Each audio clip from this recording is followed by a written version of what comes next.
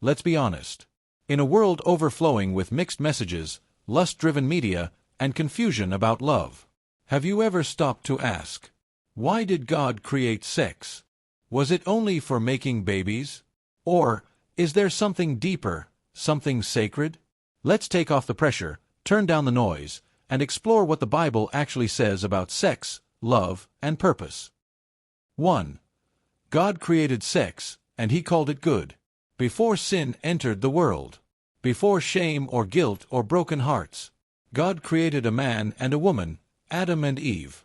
Genesis 2 verse 24 says, "Therefore a man shall leave his father and mother and be joined to his wife, and they shall become one flesh."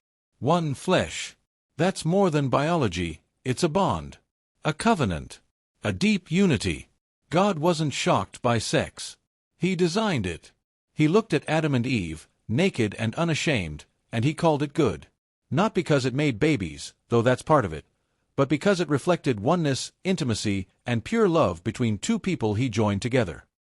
2. Is it only for reproduction? It's true. One of God's commands to humanity was, "Be fruitful and multiply." Genesis 1 verse 28. Yes, sex brings children into the world. Life begins through it. But God didn't say, multiply, without first saying, be joined together. He wasn't creating a machine for reproduction. He was creating a relationship that reflects His heart. Sex in marriage brings intimacy. Song of Songs 1-8 celebrates romantic love. Pleasure. Proverbs 5 verses 18 to 19 speaks of delighting in one's spouse. Unity. 1 Corinthians 7 verses 3 to 5 speaks of mutual giving in love. Clearly, God intended sex to be multidimensional, for oneness, not just offspring. 3. When is the right time, biblically? This is where many get confused. Culture says, whenever you feel ready. But God says, wait until it's right. So, when does God say it's right to have sex? The answer is within marriage, a lifelong covenant between one man and one woman. Hebrews 13 verse 4 says, "Let marriage be held in honor among all, and let the marriage bed be undefiled, for God will judge the sexually immoral and adulterous." God isn't trying to ruin your fun. He's protecting your heart. He knows the weight of what sex does. It joins hearts. It bonds souls. And when done outside of commitment, it can wound rather than heal.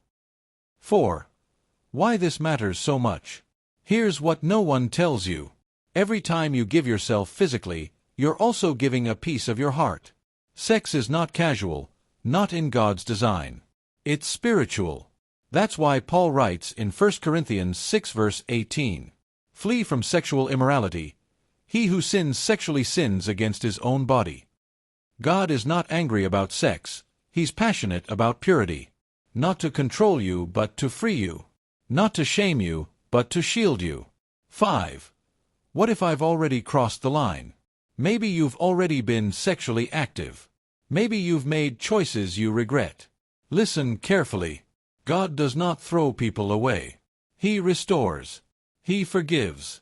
He makes all things new. 1 John 1 verse 9 says, "If we confess our sins, He is faithful and just to forgive us our sins and to cleanse us from all unrighteousness."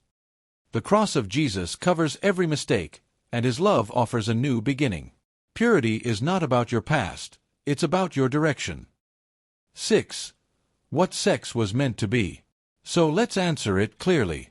Is sex only for making babies? No. It's for creating life, yes, but also for creating intimacy, unity, and a deeper reflection of God's love within marriage. It is a gift, not to be rushed, abused, or devalued.